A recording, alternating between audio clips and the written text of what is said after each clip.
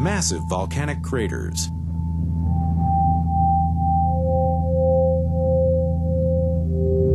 Blood-red rock spewed from the center of the Earth. The natural internal functions of our planet have been a source of fear and superstition for centuries. But here in Iceland, they've turned fear literally into power.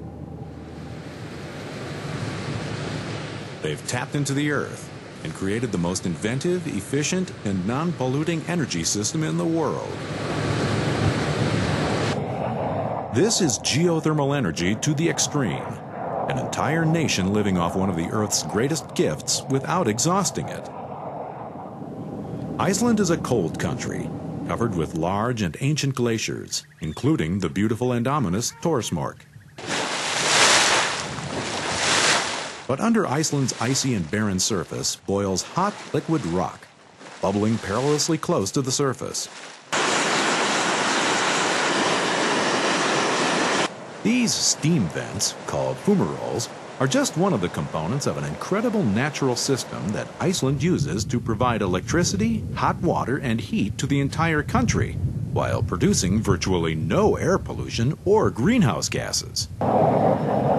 From a series of facilities, crews drill boreholes into what are essentially volcanoes.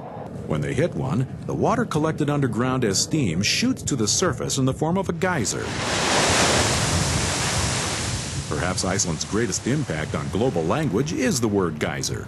It comes from the Icelandic name for this one, geyser,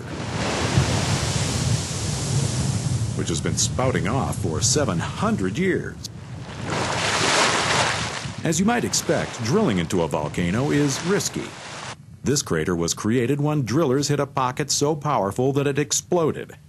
No one was hurt, but what's left is this massive hole people call viti, Icelandic for man-made hell.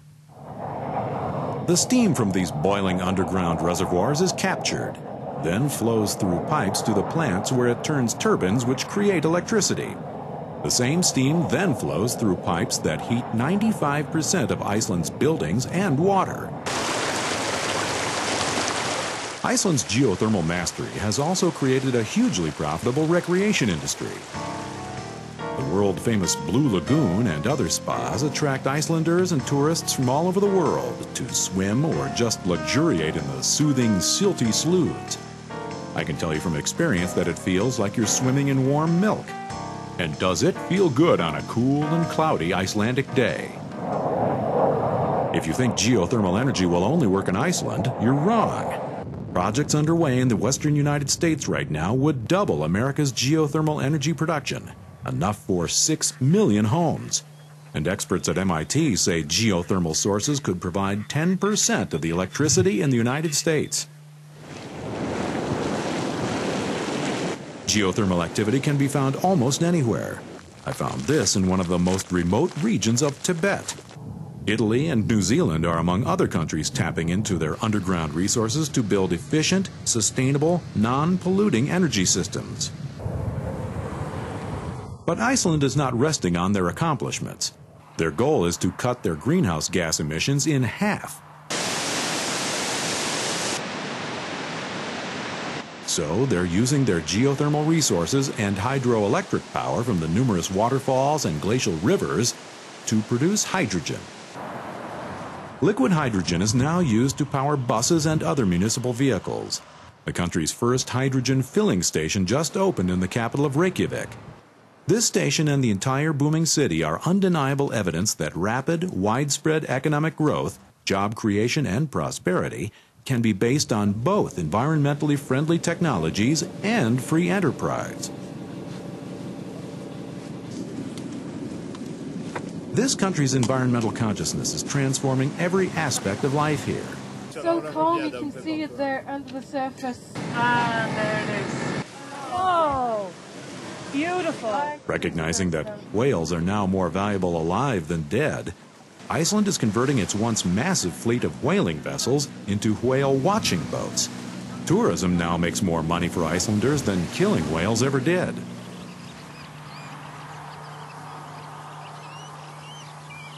Iceland produces more of its own food now and imports less.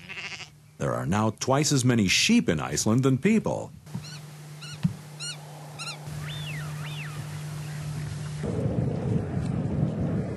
Wildlife is thriving in Iceland, unintimidated and perhaps even attracted by the island's recent developments. Iceland's imagination and ingenuity are proof that the solutions to the world's environmental problems are not beyond us, but above us, below us, and all around us. And all we have to do to secure our future is go just a little bit back in time.